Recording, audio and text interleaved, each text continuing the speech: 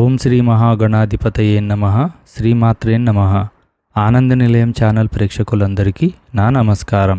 నేను మీ ఆచార్య ప్రసాద్ గురూజీ. ఈరోజు మనం ఈ వీడియోలో ఫిబ్రవరి 17వ తేదీన రాబోతున్న అమావాస్య గురించి ఇప్పుడు మనం ఈ వీడియోలో తెలుసుకుందాం.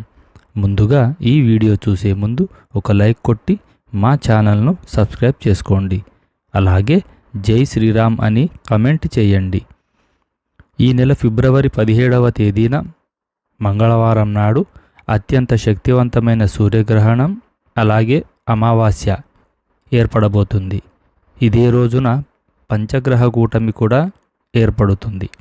కాబట్టి ఈ రోజున ప్రతి ఒక్కరూ కొన్ని నియమాలు తప్పకుండా పాటించాలి, లేదంటే లేనిపోని కష్టాలు ఏర్పడతాయి. గ్రహణ నియమాలు అలాగే అమావాస్య విధి విధానాల గురించి ఇప్పుడు మనం ఈ వీడియోలో తెలుసుకుందాం. ఈ 2026వ సంవత్సరంలో మొదటి సూర్యగ్రహణం ఏర్పడబోతుంది. ఫిబ్రవరి 17వ తేదీన మధ్యాహ్నం 3:20 నుండి రాత్రి 8 గంటల వరకు సూర్యగ్రహణం ఏర్పడుతుంది. కానీ ఈ సూర్యగ్రహణం మన భారతదేశంలో కనిపించదు, కాబట్టి మనకు సూతక కాలం కూడా వర్తించదు. కానీ ఈరోజు అమావాస్య అలాగే పంచగ్రహ కూటమి ఏర్పడుతుంది. కాబట్టి గ్రహణ నియమాలు పాటించకపోయినా అమావాస్య నియమాలను మాత్రం తప్పనిసరిగా పాటించాలి. ఈ అమావాస్య రోజున భూమిపైన దుష్టశక్తుల ప్రభావం ఎక్కువగా ఉంటుంది. కాబట్టి ఈరోజు ప్రతి ఒక్కరూ మీ ఇంటి గుమ్మం బయట గుమ్మడికాయను కట్టుకోండి. అమావాస్య రోజున ఇంటి ముందు గుమ్మడికాయ కడితే మీ కుటుంబ కష్టాలన్నీ తీరిపోయి అష్టైశ్వర్యాలు సిరి సంపదలు కలిసి వస్తాయి. కాబట్టి ఈ మంగళవారం తప్పనిసరిగా ఒక బూడిద గుమ్మడికాయను తెచ్చుకొని గుమ్మడికాయకు పసుపు రాసి కుంకుమ బొట్లు పెట్టి గుమ్మడికాయకు ధూపం వేయండి. ఇక మీ ఇంటికి చాలా మంచి జరుగుతుంది. అయితే ఇంటి ముందు గుమ్మడికాయ కట్టలేని వారు ఇంటి గుమ్మానికి ఉప్పు మూటను కట్టుకోండి. ఒక ఎర్రటి వస్త్రంలో రాళ్ల ఉప్పును మూట కట్టి ఇంటి గుమ్మానికి వేలాడదీస్తే మీ ఇంటికి పట్టిన అష్టదరిద్రాలన్నీ తొలగిపోయి మీ కుటుంబంలో సుఖ సంతోషాలు భోగభాగ్యాలు కలిసి వస్తాయి. ఇక ఈ అమావాస్య రోజున ప్రతి ఒక్కరూ రాళ్ల ఉప్పుతో దిష్టి తీసుకోండి. ముఖ్యంగా మీ ఇంట్లో ఉన్న చిన్నపిల్లలకు తప్పనిసరిగా దిష్టి తీయాలి. అమావాస్య రోజున అందులోనూ మంగళవారం నాడు ఉప్పుతో దిష్టి తీసుకుంటే నరదిష్టి అనారోగ్య సమస్యలన్నీ తొలగిపోయి అదృష్టం ఐశ్వర్యం కలిసి వస్తాయి. అలాగే ఈ అమావాస్య రోజున తప్పనిసరిగా మీ ఇల్లంతా శుభ్రం చేసుకొని ఇంట్లో పసుపు నీళ్లు చల్లుకోండి. అమావాస్య రోజున ఇంటిని శుభ్రం చేయకపోతే మీ ఇంట్లోకి దుష్టశక్తులు ప్రవేశిస్తాయి. ఈ అమావాస్య రోజున ఏది చేసినా చేయకపోయినా మీ కాలికి నల్లదారం కట్టుకోండి.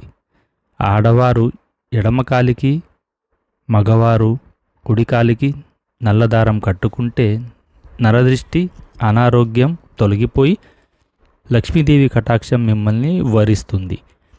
ఇక ఈ అమావాస్య రోజున తప్పనిసరిగా పూజ గదిని శుభ్రం చేసుకోవాలి. అదేవిధంగా ఈ అమావాస్య రోజున తప్పనిసరిగా మీ ఇల్లంతా సాంబ్రాణి ధూపం వేసుకోండి. ఇంట్లో ఉన్న దుష్టశక్తులన్నీ తొలగిపోయి మీ ఇంట్లోకి లక్ష్మీదేవి అడుగు పెడుతుంది.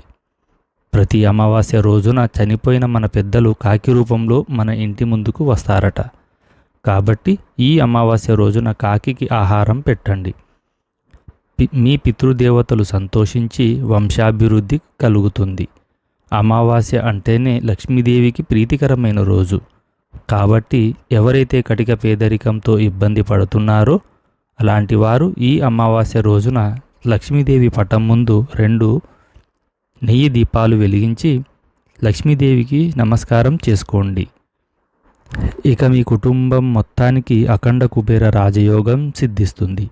అలాగే ఈ రోజున ప్రతి ఒక్కరూ తప్పనిసరిగా తలస్నానం చేయాలి. ఈ అమావాస్య రోజున నీటిలో నల్ల నువ్వులు కలిపి స్నానం చేస్తే ఏలినాటి శని దోషాలన్నీ తొలగిపోతాయి. అలాగే నీటిలో కళ్ళుప్పు వేసుకొని స్నానం చేస్తే నరపీడ మొత్తం వెంటనే తొలగిపోతుంది. అలాగే నీటిలో 2 యాలకులు వేసుకొని స్నానం చేస్తే ఆర్థిక సమస్యలన్నీ తొలగిపోయి ఐశ్వర్యం కలిసి వస్తుంది. అదేవిధంగా నీటిలో పచ్చకర్పూరం కలిపి స్నానం చేస్తే విపరీతమైన లక్ష్మీ కటాక్షం కలుగుతుంది. అలాగే ఈ అమావాస్య రోజున తప్పనిసరిగా మీ బీరువాను తుడిచి తడిగుడ్డతో తుడిచి బీరువా పైన గంధం రాసి కుంకుమ బొట్లు పెట్టుకోండి.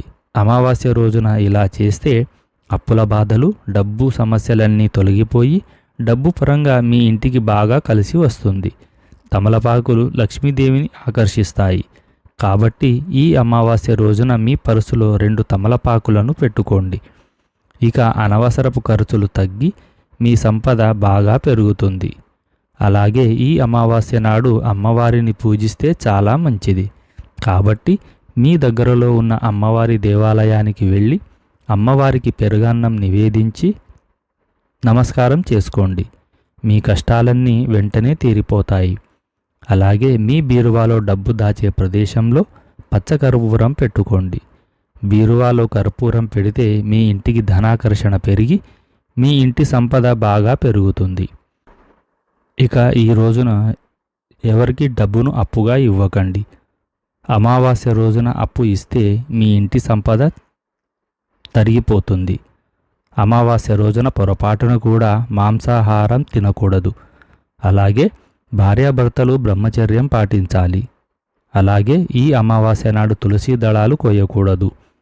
ముఖ్యంగా అమావాస్య నాడు బియ్యం, గోధుమలు మరియు పప్పు ధాన్యాలు కొనకూడదు. అలాగే ఈ అమావాస్య రోజున బ్రాహ్మణులకు స్వయంపాకం దానం ఇస్తే చాలా మంచిది. ప్రతి అమావాస్య రోజున బ్రాహ్మణులకు దానం చేస్తే మీ పిల్లల భవిష్యత్తు బాగుంటుంది. అలాగే మీ భర్త ఆదాయం పెరుగుతుంది. ఒక విస్తరాకులో బియ్యం, కందిపప్పు, బెల్లం అలాగే కొంత దక్షిణను పెట్టి బ్రాహ్మణులకు ఇచ్చి వారి ఆశీర్వాదాన్ని తీసుకోండి. ఇలా చేయడం వల్ల మీకు ఎన్నో శుభ ఫలితాలు కలుగుతాయి. ఇక మీ మనసులో ఏదైనా కోరిక ఉంటే ఆ కోరిక వెంటనే నెరవేరి మీకు మంచి జరగాలంటే ఈ అమావాస్య రోజున తప్పనిసరిగా గోమాతకు ఆహారం తినిపించి ఒక నమస్కారం చేసుకోండి. గోమాతకు అరటి పండ్లు కానీ ఆకుకూరలు కానీ తినిపిస్తే మీ కోరిక నెల తిరగకుండానే ఖచ్చితంగా నెరవేరుతుంది. అయితే ఈ అమావాస్య రోజున పొరపాటున కూడా కొత్త వస్త్రాలు ధరించకూడదు. అలాగే ఎలాంటి శుభకార్యాలు మొదలు పెట్టకూడదు. ఇక అమావాస్య రోజున జుట్టు కత్తిరించడం, గోళ్ళు కత్తిరించడం చేయకూడదు. ఇక ఎవరైతే ధనవంతులు కావాలని కోరుకుంటారో అలాంటి వారు ఈ అమావాస్య రోజున మీ బీరువాలో ఒక ఎరుపు రంగు వస్త్రాన్ని పెట్టుకోండి. ఇలా చేస్తే ఇక మీ ఇల్లంతా ధన ప్రవాహంతో నిండిపోతుంది. ఇక అన్నిటికన్నా ముఖ్యంగా ఈ అమావాస్య నాడు సాయంత్రం 6 దాటిన తర్వాత ఇంటి గుమ్మం బయట నువ్వుల నూనెతో 2 దీపాలు వెలిగించి ఆ దీపం నూనెలో 2 యాలకులు వేయండి. ఇలా చేస్తే మీ ఇంట్లోకి లక్ష్మీదేవి అడుగు పెడుతుంది. అమావాస్య రోజున ఇలా ఇంటి ముందు దీపాలు వెలిగిస్తే మీ ఇంట్లో ఉన్న దరిద్ర దేవత వెంటనే బయటకు వెళ్ళిపోయి మీ ఇంట్లోకి లక్ష్మీదేవి ప్రవేశిస్తుంది. అలాగే మీ ఇంటి గుమ్మం బయట గంధంతో స్వస్తిక్ గుర్తు వేసుకోండి. మీ కుటుంబం మొత్తానికి సకల శుభాలు కలిసి వస్తాయి.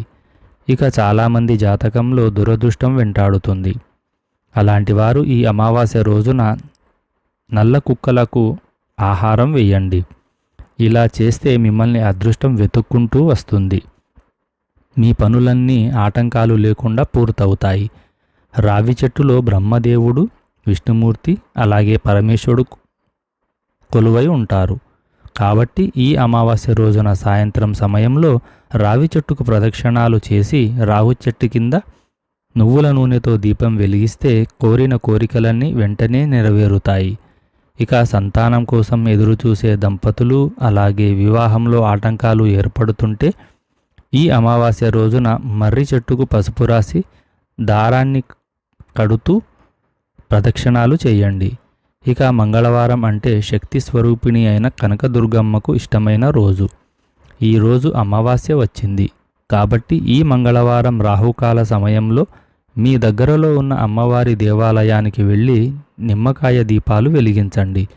ఎలాంటి కష్టమైనా వెంటనే తీరిపోయి అమ్మవారి అనుగ్రహం మీ ఇంటిపై ఉంటుంది. ఇక భార్యాభర్తల మధ్య గొడవలు ఏర్పడుతుంటే ఈ అమావాస్య రోజున అమ్మవారి దేవాలయానికి వెళ్ళండి. భార్యాభర్తల మధ్య గొడవలు తగ్గుతాయి. మీ ఇంట్లో దక్షిణావృత శంఖం ఉంటే ఈ అమావాస్య నాడు మీ ఇంట్లో శంఖాన్ని ఊదండి. మీ ఇంట్లోకి దైవశక్తులు ఆకర్షిస్తాయి. అలాగే ఈ అమావాస్య రోజున చనిపోయిన మీ పెద్దలకు తర్పణం వదిలితే తరతరాలకు తరగని ఐశ్వర్యం లభిస్తుంది. కాబట్టి ఈ మంగళవారం ఉదయాన్నే ఇంటి యజమాని తలస్నానం చేసి ఇంటి ముందు దక్షిణముఖంగా నిలబడి ఒక చెంబెడు నీటిలో కొన్ని నల్ల నువ్వులు కలిపి మీ మనసులో మీ పెద్దలను తలుచుకుంటూ ఆ నీటిని కిందకు విడిచిపెట్టండి. ఈ విధంగా చనిపోయిన పెద్దలకు తర్పణం వదిలితే మీ కుటుంబాన్ని వేధిస్తున్న దోషాలన్నీ వెంటనే తీరిపోయి అఖండ కుబేర రాజయోగం కలుగుతుంది. ఇలా ఈ అమావాస్య రోజున అమావాస్య నియమాలు పాటిస్తూ చిన్న చిన్న పరిహారాలు చేసుకోండి. ఖచ్చితంగా మీకు మంచే జరుగుతుంది. ఈ వీడియో కనుక మీకు నచ్చినట్లయితే ఒక లైక్ కొట్టి మా ఛానల్ను సబ్స్క్రైబ్ చేసుకోండి. జై శ్రీరామ్.